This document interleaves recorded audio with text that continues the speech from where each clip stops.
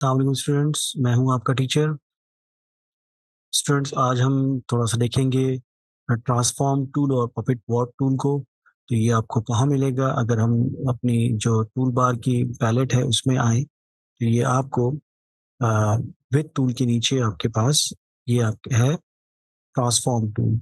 इसका शॉर्टकट अगर हमें देखना है तो वो ई है। अगर हम कीबोर्ड से प्रेस करते हैं ई से आप ट्रांसफॉर्म टूल को एक्टिव कर सकते हैं। और इसको अगर हम टेयर ऑफ करके साइड पे कर लें तो आपके पास इसके अंदर दो टूल्स हैं। एक आपके पास ट्रांसफॉर्म टूल है, दूसरा आपके पास पपेट वॉर्ड टूल है।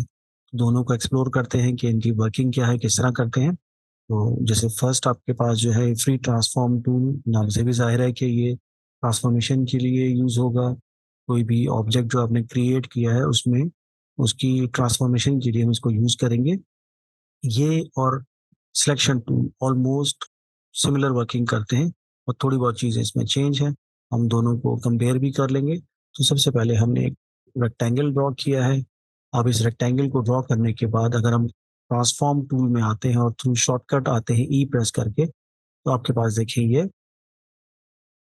ट्रांसफॉर्मेशन के पास ऑप्शंस और भी हमारे पास यहाँ अपेयर हो गए। ठीक है, तो हमने ट्रांसफॉर्म टूल को सिलेक्ट किया तो यहाँ आपके पास ये ट्रांसफॉर्मेशन के और टूल अपेयर हो गए हैं। जैसे इसमें कॉन्स्ट्रेंट है, अगर मैं कॉन्स्ट्रेंट पे चेक लगा के काम करेंगे तो ये देखिए प्रोपोर्शनली इसको छोटा बड़ा करेगा। और इसको हम अनलिंक कर देंगे तो अपनी मर्जी से हम इसको देखिए विड्थ में हाइट में चेंज कर सकते हैं।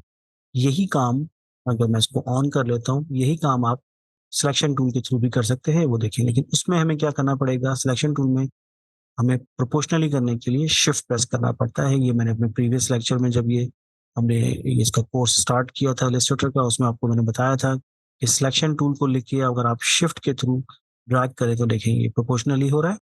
ठीक है, तो वही काम आपने सिलेक्शन टूल के थ्रू करेंगे तो इसमें हमें शिफ्ट को प्रेस करना। ठीक है, तो यहाँ पर अगर आपने ट्रांसफॉर्म टूल में है तो यहाँ कॉन्स्टेंट पे चेक लगा रखा है, उसके अकॉर्डिंग आप इसको प्रोपोर्शनली छोटा बड़ा कर सकते हैं। अगर मैं चेक लगा लेता हूँ, प्रोपोर्शनली हो रहा है, और चेक हटा देंगे तो आपके पास ये विड्थ और हाइट में इसको चेंज कर सकते हैं।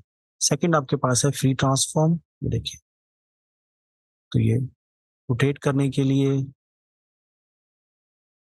स्केल करने के लिए, विड्थ में हाइट में, ये देखिए। ठीक है, इसको स्क्यू करने के लिए आप यूज कर सकते हैं।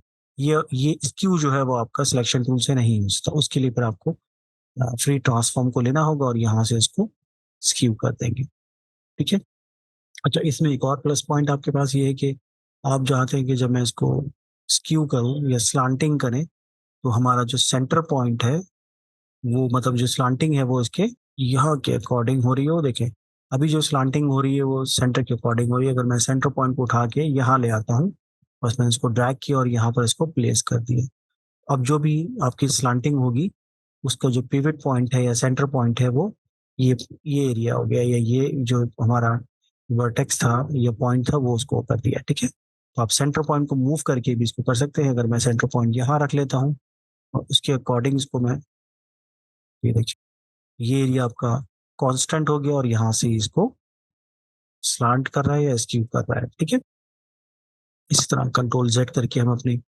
दोबारा नॉर्मल व्यू पे आ जाते हैं। ये थर्ड आपके पास है पर्सपेक्टिव फॉर्म। पर्सपेक्टिव में होता क्या है कि आप एक साइड को इन करेंगे, दूसरी साइड जो है वो ऑटोमेटिकली उसके अगेंस्ट आ रही होगी। ठीक है, आउटसाइड ले जाएंगे तो आउटसाइड जाएगी, इनसाइड करेंगे इनसाइड करेगी होगी। ठीक है, अगर आपने इसको देखिए लेफ्ट टू राइट करना है तो यहाँ हमने ड्रैग कर लिया। पर्सपेक्टिव में अगर आपने कोई चीज़ ड्रॉ करनी है उसके लिए फिर हम ये पर्सपेक्टिव टूल लेंगे। ठीक है जी, ये देखिए ये आपने इसको ड्रॉ कर लिया। तो जेड कितना वाइड करना है वो हम ऐसे कर लेंगे। तो ये आपके पास पर्सपेक्टिव फॉर्म हो गया। अब ये जो आपके पास है फ्री डिस्टॉर्ट। ठीक है, डिस्टॉर्ट जो है वो किस तरह वर्क करता है वो भी देख लेते हैं। तो ये मैंने एक रेक्टेंगल ड्रॉ किया और यहाँ से हमने डिस्टॉर्ट पे क्लिक करके इसको जब हम ड्रैग करेंगे तो इस पॉइंट को अपनी मर्जी से हम कहीं भी प्लेस कर सकते हैं। ये देखें, इस तरह का शेप मुझे रिक्वायर्ड था तो मैंने ये थ्रू डिस्टॉर्ट टूल आपके इसको क्रिएट कर लिया।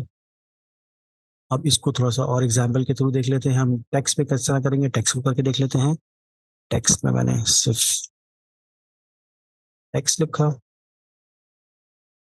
शिफ्ट के साथ प्रोपोर्शनली हमने इसको बड़ा किया। अच्छा, अब देखिए अगर मैं ट्रांसफॉर्म टूल ले रहा हूँ और इसमें इसको पर्सपेक्टिव फॉर्म में लेके जाते हैं, तो ये देखिए, ठीक है, इसमें कोई फर्क नहीं पड़ रहा है। मैं यहाँ से इसको मूव कर रहा हूँ, नहीं हो रहा। इवन अगर मैं इसको डिस्टॉर्ट करता हूँ तो नहीं हो रहा। ठीक है, जस्ट आपके पास देखिए, कोई भी मैं चीज कर रहा हूँ तो वो इसको अप्लाई नहीं करती। इसकी रीजन क्या है, क्योंकि ये भी टेक्स्ट की फॉर्म में, तो इसको हमें ब्रेक करना पड़ेगा आउटलाइन की फॉर्म में।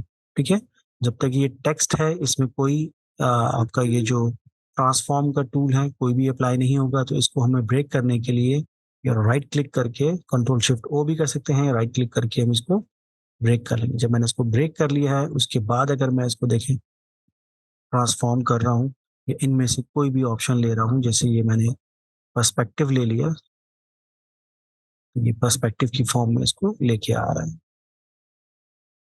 ठीक है, तो कोई भी अगर आपने कोई टाइटल डिजाइन करना है, बुक कवर डिजाइन करना है, कोई लोगो डिजाइन करना है, ठीक है, कोई जो आपकी कॉमिक बुक्स होती हैं उनके जो टाइटल्स होंगे वो डिजाइन करने के लिए हम इस तरह इसको ब्रेक करके और पर्सपेक्टिव या डिस्टॉर्ट फॉर्म में इसको यूज कर सकते हैं। बस टेक्स्ट के लिए है कि आपने टेक्स्ट के लिए कि टेक्स्ट को आपको ब्रेक करना पड़ता है, उसके बाद कहीं जाके ये आप इसको अप्लाई कर सकते हैं। तो आप डायरेक्ट टेक्स्ट पे अप्लाई करेंगे तो वो नहीं अप्लाई होगा, तो इसलिए आप इसको हमेशा ब्रेक करके फिर अप्लाई करें।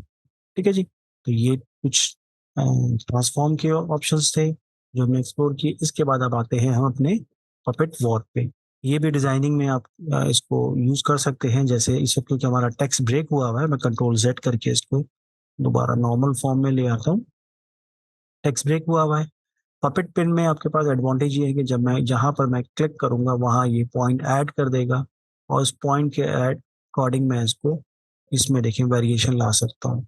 तो ये भी कुछ फनी लुक दिखाने के लिए आप इसको चेंज कर सकते हैं। पॉइंट ऐड करा, ई को मैंने इस तरह बेंड करवा दिया।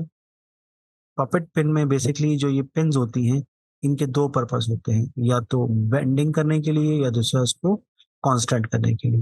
देखिए जब मैं इसको मूव कर रहा हूँ तो ये वाले पॉइंट ने इसको कांस्टेंट किया हुआ है। ठीक है, अगर ये पॉइंट अगर आप डिलीट कर दें और यहाँ से इसको मूव करें तो इसका इम्पैक्ट जो है वो ऊपर तक पड़ेगा। पपेट पिन का चाहे वो आप फोटोशॉप में करें, इलस्ट्रेटर में करें, आफ्टर इफेक्ट्स में यूज करें, तो उसमें वही पर्पस होता है कि कांस्टेंट और मूवमेंट या रोटेशन। तो यहाँ तक मुझे इसको इसका जो इम्पैक्ट है वो यहाँ तक दिखाना है, तो मैंने इस पर क्लिक करा। ये मैंने एक तरह से बाउंड करने के लिए या फ्रीज करने के लिए कर दिया। अब देखिए यहाँ से ये मूव हुआ है। ठीक है, इसी तरह अगर मैं ये एक्स है इस पे यहाँ लगा देता हूँ, एक यहाँ लगाता हूँ और एक यहाँ लगाता हूँ। तो अब ये जो मैं इसको मूव करूंगा, एक्स की बाउंडिंग देखिए यहाँ हो रही है। अगर आपने ये नीचे वाली जो इसका पार्ट है इसको नहीं मूव करना, तो यहाँ पर भी आप एक पॉइंट से ऐड कर देंगे। देखिए तो वो नीचे वाला ऑब्जेक्ट, मतलब ऑब्जेक्ट का ये जो पार्ट है वो फ्रीज हो गया है। ठीक है, तो इस तरह आपने कोई फैंसी लुक देने के लिए भी आप इसको यूज कर सकते हैं, और यही चीज आप अपने ऑब्जेक्ट में भी कर सकते हैं। फॉर एग्जाम्पल अगर मैंने कोई रेक्टेंगल बनाया हुआ है, अब इसको आपने कोई अनइवन सा लुक देना है, देखिए कि मैंने इससे कुछ पेपर जो है वो हमारा मूव कर रहा है। देखिए अब ये इससे को कुछ मुझे थोड़ा सा चेंजिंग लानी, तो मैंने यहाँ पर क्लिक करके ऐड कर लिया। देखिए ठीक है, जहां जहां आप पॉइंट ऐड करेंगे वो उसके अकॉर्डिंग इसको बेंड करा देंगे। ठीक है, जो कुछ इस तरह का लुक देना था कि हमारा जो ये लगे कि पेपर जो है वो इसी हवा में मूव करता हुआ जा रहा है। ठीक है, तो पपेट वर्ब जो है, किसी भी ऑब्जेक्ट में आपने पपेट वर्ब को यूज करते हुए फॉर्मूला वही है, बाउंडिंग करने के लिए या रोटेट करने के लिए इसका इम्पैक्ट यहाँ तक पड़े तो आपने यहाँ एक और पॉइंट ऐड कर दिया।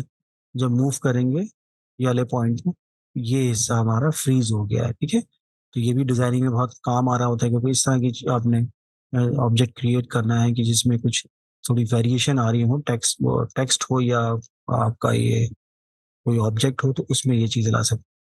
ठीक है, तो स्टूडेंट आई होप कि आपको ये ट्यूटोरियल पसंद आएगा तो इंशाल्लाह नेक्स्ट वीडियो में फिर मिलते हैं। जब तक के लिए अल्लाह हाफ़िज़।